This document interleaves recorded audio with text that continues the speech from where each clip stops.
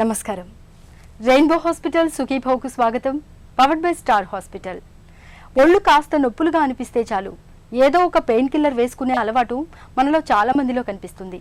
కడుపులో నొప్పిగా ఉన్నప్పుడు, తలనొప్పులకు, అల్సర్లతో వచ్చే బాధల నుంచి ఉపశమనం కోసం ఎడాపెడా పెయిన్ కిల్లర్స్ను వాడేస్తూ ఉంటారు.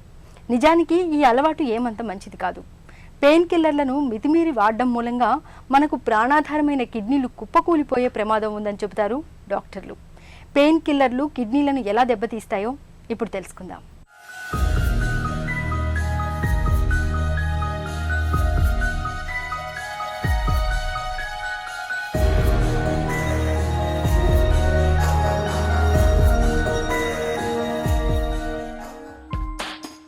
నొప్పి, బాధ మన ఒంటిని పచ్చిపుండులాగా మార్చేస్తాయి.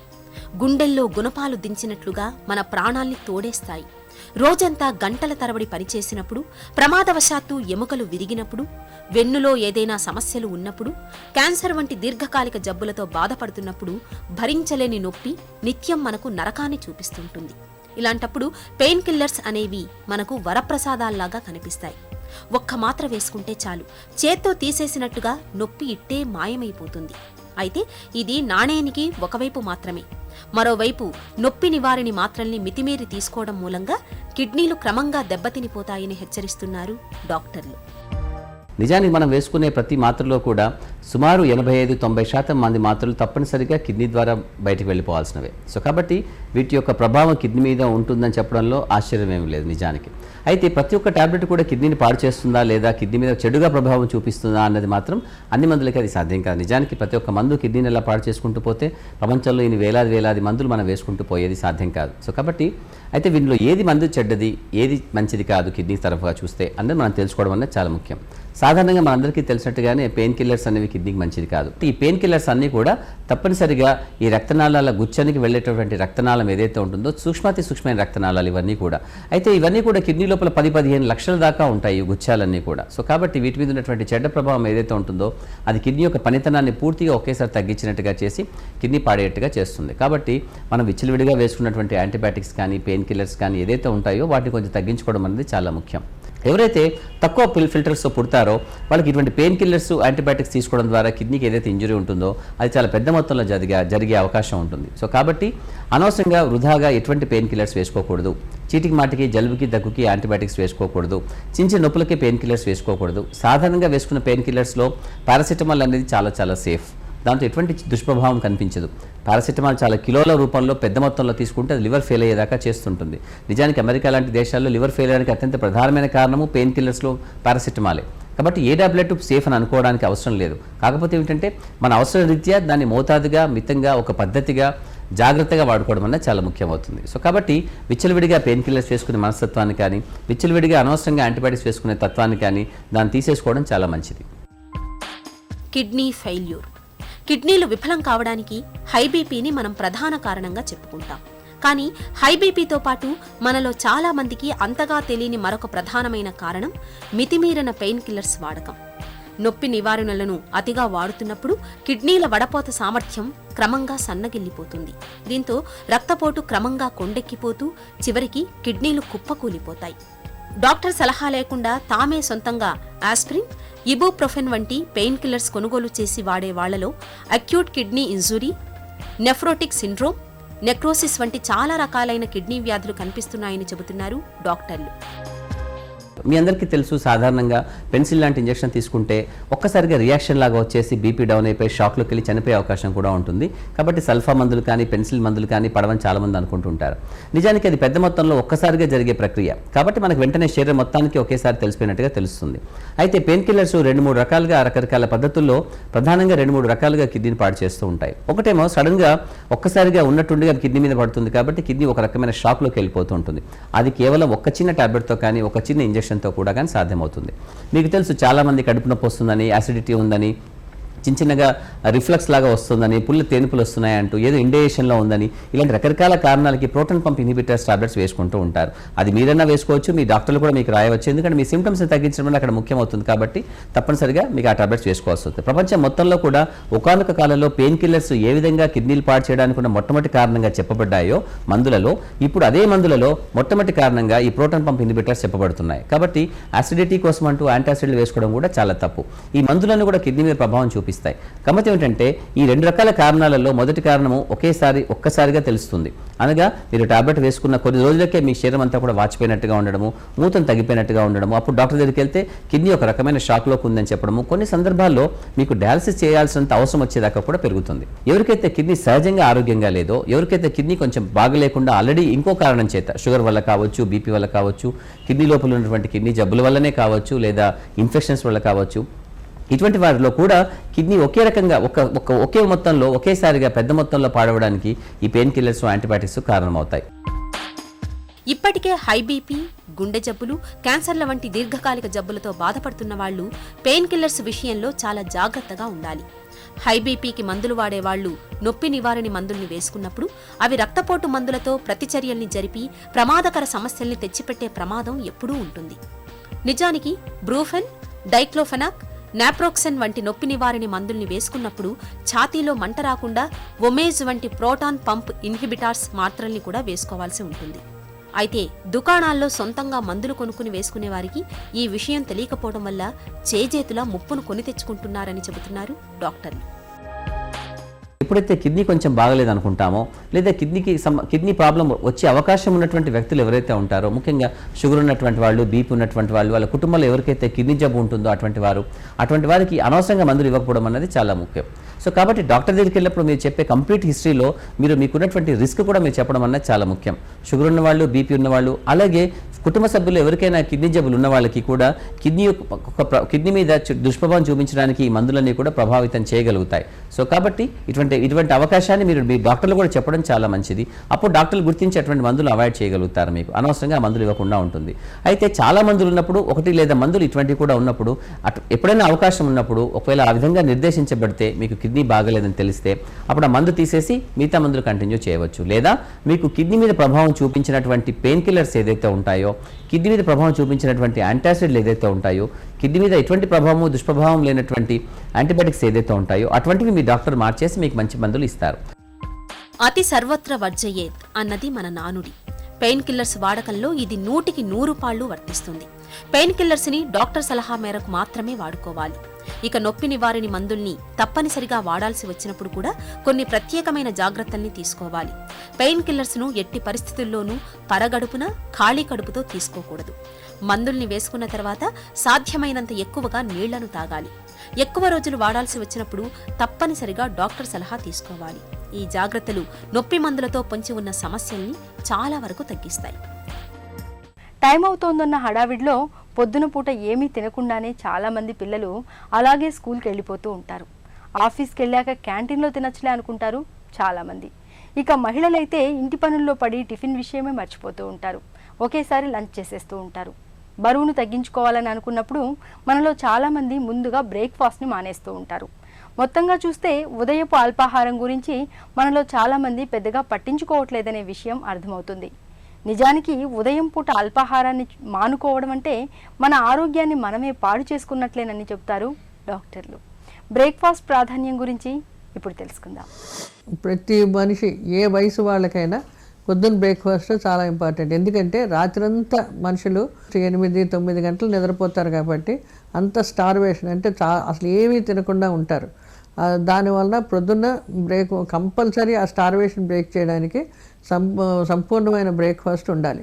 ఈ బ్రేక్ఫాస్ట్ వలన వాళ్ళకి ఏమైపోద్దంటే చాలా మటుకు శరీర రసాయలన్నీను జీవ ప్రక్రియలు రాత్రంతా జరిగి రసాలన్నీ వచ్చి ఇటువంటి ఎంజైమ్స్ అవన్నీ ప్రొడ్యూస్ అయి ఉంటాయి కడుపులో. కాబట్టి ఈ ఆహారం తినడం వలన అది డైజెస్ట్ అవుద్ది. డైజెస్టివ్ సిస్టమ్ని శుభ్రపరిచి దానికేమో కావలసినంత ఇంధనం పొద్దున్నే ఇవ్వగలిసి వస్తూ ఉంటుంది. బాగా లావుగా ఉన్నవాళ్ళు బరువు తగ్గాలనుకుంటే ముందు సంపూర్ణమైన బ్రేక్ఫాస్ట్ తినాలి. తిన్న తర్వాత మిగతావన్నీ ఎటువంటి టైప్ ఆఫ్ బ్రేక్ఫాస్ట్ అన్నది మార్చుకోవాలి, కానీ ఆ బ్రేక్ఫాస్టే పూర్తిగా మానేయడం అన్నది మంచిది కాదు. బ్రేక్ఫాస్ట్ మానేసి మిగతా ఇది చేసిన వాళ్ళందరూ బరువు పెరిగారు కానీ బరువు తగ్గలేదు. హై ఫ్యాట్ ఫుడ్ కాబట్టి పూరీలు, వడలు, ఇటువంటి డీప్ ఫ్రైడ్ ఫ్రూట్స్లు తగ్గించుకోవడం మంచిది. చపాతీలు ఉన్నాయి, లేకపోతే ఏమైనా దోశలు లాంటివి ఉన్నాయి, ఇడ్లీలు, ఎన్ని రకాలైన ఇడ్లీలు తినచ్చు, కార్న్ఫ్లేక్స్, మిల్క్ తినచ్చు, నూనె తక్కువైన ఫుడ్స్ చాలా ఉన్నాయి. ఇటువంటివన్నీ వాడుకొని కడుపు నిండా తిని ఏది స్కిప్ చేయకుండా ఫుల్గా తిని వెళ్ళడం చాలా మంచిది. రోజంతా వాళ్ళని నిలబెడుతుంది. చాలామంది ఏంటంటే చాలా పని ఎక్కువైపోయి ఆఫీసులకు వెళ్ళిపోవాలని, లేకపోతే లావ్ అయిపోతున్నాం, బ్రేక్ఫాస్ట్ స్కిప్ చేసేద్దామని అనుకుంటూ ఉన్నారు. ఓవర్ అ లాంగ్ పీరియడ్ వాళ్ళకి అసిడిటీ పెరిగిపోవడం, బ్యాక్ పెయిన్ రావడం, తర్వాత అల్సర్స్ రావడం, ఇటువంటివన్నీ వస్తాయి. ఇవన్నీ మనం ఆపుకొని ప్రివెంట్ చేసుకోవడం చాలా మంచిది. బ్రేక్ఫాస్ట్, సంపూర్ణమైన బ్రేక్ఫాస్ట్ తింటే ఇటువంటివన్నీ మనం ప్రివెంట్ చేసుకొని మనం ఆరోగ్యకరంగా మనం బతకగలుగుతూ ఉంటాం. మైగ్రేన్ బాధ ఎలా ఉంటుందో దాన్ని అనుభవించిన వారికే తెలుస్తుంది. తలపై సమ్మెట పోటులా, నరాలు చిట్లిపోతున్నాయా అన్నంతగా వేధిస్తుంది. అచ్చం మైగ్రేన్ బాధల్లాంటివే మన పొట్టలోనూ కనిపిస్తూ ఉంటాయి. బొడ్డులో ఒకవైపు చాలా తరచుగా తీవ్రమైన నొప్పి బాధిస్తూ ఉంటుంది. ఈ రకమైన నొప్పిని స్టమక్ మైగ్రేన్గా పిలుస్తారు. పిల్లల్లో ఎక్కువగా కనిపించే స్టమక్ మైగ్రేన్ గురించిన పూర్తి వివరాల్ని ఇప్పుడు తెలుసుకుందాం.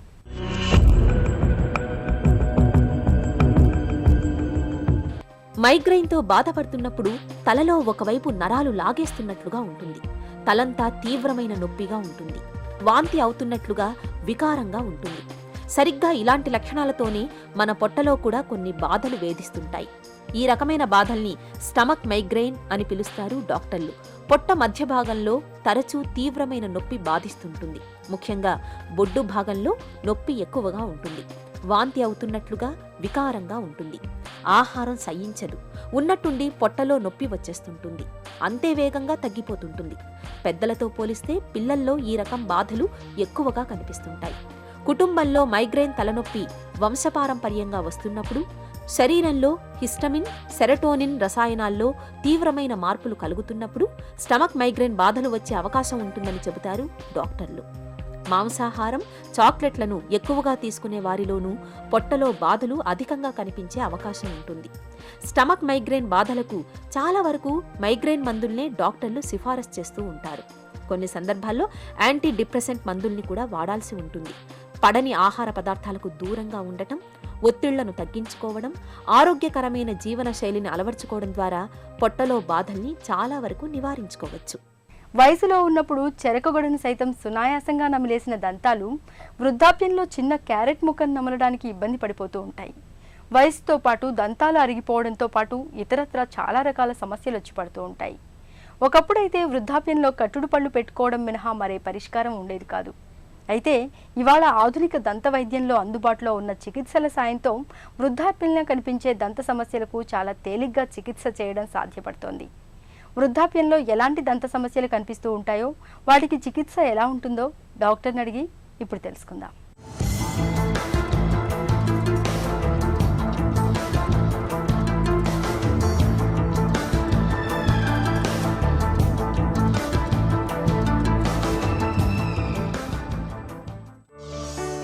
మలి వయసులో ఎలాంటి దంత సమస్యలు కనిపిస్తుంటాయి? 50 సంవత్సరాలు దాటిన వాళ్ళని గమనిస్తే ప్రతి 5 మందిలో ఒకరు సివియర్ డెంటల్ ప్రాబ్లమ్స్ సఫర్ అవుతున్నారు. అంటే సివియర్ డెంటల్ ప్రాబ్లం అంటే ఆల్మోస్ట్ నవిలే పళ్ళన్నీ ఊడిపోవడం, లేదా పళ్ళన్నీ కదిలే స్టేజా, లేకుంటే అన్ని పళ్ళు పాడై ఉండడం. కారణం పళ్ళు పాడయ్యేదానికి వారికి ఉండే అవగాహన లోపం ఒకటి. రెండోది వారికి ఉండే సమస్యను సరిగా గుర్తించక అది బాగా ప్రాబ్లం పెద్దదైన తర్వాత రావడం ఒకటి. ప్రధానంగా ఈ పాడవడం సగం మందిలో పళ్ళు పుచ్చిపోవడం వల్ల పాడవుతాయి. మిగిలిన సగం మందిలో అంటే ఒక 48 to 50% కదిలి ఊడిపోతాయి. మిగిలిన ఒక 1 to 2% పళ్ళు అరిగిపోవడం, తర్వాత యాక్సిడెంట్స్ వల్ల పోవడం. సో ఇలా పళ్ళన్నీ ఊడిపోయే దశకి ఒక రోజులోనో 2 రోజుల్లోనో ఒక నెలలోనో చేరుకో కొంత సమయం తీసుకుంటుంది ఈ మొత్తం ప్రాసెస్ మొత్తం పాడయ్యేదానికి. వృద్ధాప్యంలో దంతాలు పుచ్చిపోవడానికి కారణాలేంటి? మనం తినే ఆహారంలో స్వీట్లో సుక్రోజ్ అనే స్వీట్ ఉంటుంది. ఆ సుక్రోజ్ అనే స్వీట్ పంటి గ్రూస్ లో, అంటే పంటికుండే సన్న రంధ్రాల్లో విరుక్కుని అవి సరిగా శుభ్రం చేసుకోకపోతే పులిసిపోతుంది. పులిసిపోయి లాక్టోబాసిల్లై అనే బ్యాక్టీరియా ఫామ్ అవుతుంది. అది 1.5 pH దగ్గర పన్నుకు చిన్న రంధ్రం వేస్తుంది. ఆ రంధ్రం ఎంత చిన్న రంధ్రం అంటే మన కంటికి కనిపించదు, ఓన్లీ మైక్రోస్కోప్లో మాత్రమే చూడగలం. పంటిపైన నల్లటి చారలు గుర్తించినప్పుడు తప్పనిసరిగా దంత వైద్యుని సంప్రదించాలి. ఒకసారి నొప్పి వచ్చిన తర్వాత ఫిల్లింగ్ చేయడం సాధ్యం కాదు, తప్పనిసరిగా దానికి రూట్ కెనాల్ చికిత్సను చేసుకోవాలి. ఈ పళ్ళు పుచ్చిపోవడం, అదేవిధంగా చిగుర్ల వ్యాధులు వంశపారంపర్యంగా ఉంటాయి. వాళ్ళ పేరెంట్స్కి ఉన్నప్పుడు వాళ్ళు మరింత జాగ్రత్త వహించాలి. కదిలిపోయిన దంతాలకు చికిత్స ఎలా ఉంటుంది? పన్ను నిర్మాణంలో మనకి కనిపించేది ఒక భాగం, 2 భాగాలు ఎముకలో ఉంటుంది. ఎముక లోపల ఉండే భాగం వేరు అంటాం. ఆ వేరుకు చుట్టూ ఉండే ఎముక చిగురు ఇన్ఫెక్షన్ వల్ల పాడైతే క్రమేణా సందులు ఏర్పడి పన్ను కదిలి ఉడిపోతుంది. ఇనిషియల్ స్టేజ్లో చిగుర్ల నుంచి రక్తం వస్తుంది. బ్రష్ చేసేటప్పుడు రక్తం రావడం, ఉమ్ము ఊసినప్పుడు ఉమ్ములో రక్తం ఉండడం, తర్వాత చిగుర్లు వాయడం, ఇంకా నోటి దుర్వాసన కూడా స్టార్ట్ అవుతుంది. Very initial stage. అంటే చిగురు అనేది మనకు చర్మం పైన ఉండే స్కిన్ ఎలాగో ఒక సన్నటి పొర, ఆ చిగురు లోపల సైడ్ గార పట్టి ఆ గార అనేది చిగురు ఇన్ఫెక్షన్కి దారితీసి ఆ చిగురు ఇన్ఫెక్షన్ అనేది కింద ఉండే సపోర్ట్ ఉండే ఎముకను తినేస్తుంది. ఆ ఎముక క్రమేణ ఎముక పాడవడం ఇన్వాల్వ్ కానంత వరకు ఓన్లీ పళ్ళు క్లీన్ చేసుకుంటే సరిపోతుంది. స్కేలింగ్ అంటారు. ఆ స్కేలింగ్లో గార తీసేస్తారు. ఇవి అన్నీ కలిసి ఒక హైడ్రోజన్ సల్ఫైడ్ లాంటి వాసనని క్రియేట్ చేస్తాయి. అందుకే చాలామంది మాట్లాడుతూ ఉంటే వాసన వస్తూ ఉంటుంది. ఈ వాసన 98-99% ఈ చిగుర్ల వ్యాధి వల్లే వస్తుంది. ప్రాథమిక దశలో అయితే డీప్ క్లీనింగ్ అని చేస్తారు. ఆ ఇన్ఫెక్టెడ్ టిష్యూని తీసేసేదానికి, మళ్ళీ ఆ బ్యాక్టీరియాకి సోర్స్ ఏమి లేకుండా మళ్ళీ అక్యుములేట్ కాకుండా ఆ బార్డర్స్ అన్ని స్మూత్ చేస్తారు. రూట్ ప్లానింగ్ అని చేస్తారు. ఇప్పుడు లేజర్ అందుబాటులోకి వచ్చిన తర్వాత ఈ ప్రాసెస్ చాలా సులభమైంది. కోత కుట్లు లేకుండానే ఆ చిగుర్ల కింద ఉండే ఇన్ఫెక్షన్ని మార్చివేస్తుంది. స్మెల్ 100% పోతుంది. చిగుర్లు వాపు తగ్గిపోతుంది. మీరు ఏ దశలో వచ్చారో ఆ దశలో ఇన్ఫెక్షన్ కంట్రోల్ అవుతుంది. చిన్న చిన్న మెయింటెనెన్స్ అంటే మీరు తిన్న ఆహారం మళ్ళీ లోపల విరుక్కోకుండా క్లీన్ చేసుకోవడం, అంటే రాత్రిపూట బ్రష్ చేయడం, ఫ్లాసింగ్ అనేది చేయడం, అదేవిధంగా 6 నెలలకు ఒకసారి పళ్ళు క్లీనింగ్ చేసుకుంటే ఈ చిగుర్ల వ్యాధులు అనేవి అరికట్టుకోవచ్చు. అరిగిపోయిన దంతాలకు చికిత్స ఎలా ఉంటుంది? ఈ పళ్ళు అరిగిపోవడం 3 రకాలు ఉంటాయి. ఒకటి హార్డ్ బ్రషింగ్, ఎక్కువగా రుద్దడం. అంటే కొద్దిమంది పేపర్ పట్టుకొని పేపర్ చదువుతూ రుద్దుతారు, కొద్దిమంది మాట్లాడుకుంటూ పళ్ళు తోముతారు, కొద్దిమంది తెలియక రోజుకి 4 సార్లు స్మెల్ వస్తుందని 4 సార్లు 5 సార్లు బ్రష్ చేస్తుంటారు. సో ఎప్పుడు 2 నిమిషాల కంటే ఎక్కువ బ్రష్ చేయకూడదు. ప్రతి పన్నుని 5 నుంచి 6 సార్లు వర్టికల్ స్ట్రోక్స్ ఇస్తే సరిపోతుంది. ప్రాపర్ బ్రషింగ్ టెక్నిక్ మీరు దంత వైద్యుని వద్దకు వెళితే గైడ్ చేస్తారు. సో ప్రతి 2 నెలలకి 45 డేస్కి ఒక బ్రష్, సాఫ్ట్ బ్రష్ వాడి ఆ బ్రష్ చేంజ్ చేసుకోవడం మంచిది. సో ఈ విధంగా చేస్తే ఒక రకంగా పళ్ళు అరిగిపోయేది ఉండదు. సో ఈ పళ్ళు అరిగిపోయిన తర్వాత ఈ పచ్చగా కనిపిస్తాయి నవ్వినప్పుడు. చాలామందిలో ఇదే చూస్తాం, తెల్లగా రావాలని రుద్ది పచ్చగా చేస్తుంటారు. సో అదొకటి. హార్డ్ బ్రషింగ్ అనేది అవాయిడ్ చేస్తే ఆ పళ్ళు అరిగిపోవడం ఆగిపోతుంది. ఇంకా కొంత పర్సెంట్లో పై పళ్ళు కింద పళ్ళు అబ్నార్మల్గా తగులుతాయి. అంటే ఒక సైకిల్లో సరిగా పడకపోతే ఎలాగా, దాని లైఫ్ తగ్గిపోతుంది, టక టక టక టక కొట్టుకుంటూ ఉంటుంది. అదేవిధంగా పై పన్ను కింద పన్ను తగలాల్సిన చోట తగలక వేర్ అండ్ టేర్ ఎక్కువ ఉంటుంది. చాలామందిలో పళ్ళు తీయిచ్చేస్తారు, నవిలే పళ్ళు తీయించిన తర్వాత కట్టించుకోరు, ఆ పళ్ళు జరిగిపోతాయి ఆ స్పేస్కి. సో దానివల్ల ఉంటుంది. రెండోది, కొద్దిమందికి రావడమే పళ్ళు అమరిక సరిగా రాదు. ఇలాంటి వాళ్ళు ఇనిషియల్ స్టేజ్లోనే గుర్తించి దానికి క్లిప్ ట్రీట్మెంట్, బ్రేసెస్ ట్రీట్మెంట్ వేసుకోవాలి. సో కొంత పర్సెంట్లో దవడలు ఎముకలో అమరిక సరిలేక అరిగిపోతూ ఉంటాయి. సో ఇది గుర్తించి సరైన స్టేజ్లో, బిగినింగ్ స్టేజ్లోనే ట్రీట్మెంట్ చేసుకోవాలి. వయసుతో పాటు దంతాల్లో కనిపించే సమస్యలకు ఆధునిక దంత వైద్యంలో ఎలాంటి చికిత్సలు అందుబాటులో ఉన్నాయో, దంతాల ఆరోగ్యాన్ని కాపాడుకునేందుకు ఎలాంటి జాగ్రత్తలు తీసుకోవాలో తెలుసుకున్నాం కదా. ఇక ఈరోజు కార్యక్రమాన్ని ముగించే ముందు రెయిన్బో హాస్పిటల్ సమర్పించే ఒక చిన్ని చిట్కా మీకోసం. మధుమేహంతో బాధపడుతున్నప్పుడు నిత్యం మెంతుల్ని ఏదో ఒక రూపంలో తీసుకోవడాన్ని అలవాటుగా మార్చుకోండి. మెంతుల్లోని మెట్ఫార్మిన్ అనే రసాయనానికి రక్తంలో గ్లూకోజ్ను అదుపులో ఉంచే గుణం ఉంది. ఇక సుఖీభవ కార్యక్రమానికి సంబంధించి మీ విలువైన సూచనలు, సలహాల్ని వెంటనే మాకు రాయండి. మా చిరునామా Sukhibhava, ETV 2, Ramoji film city, Hyderabad 501512, లేదా sukhibhava@etv.co.in కు ఈమెయిల్ చేయండి.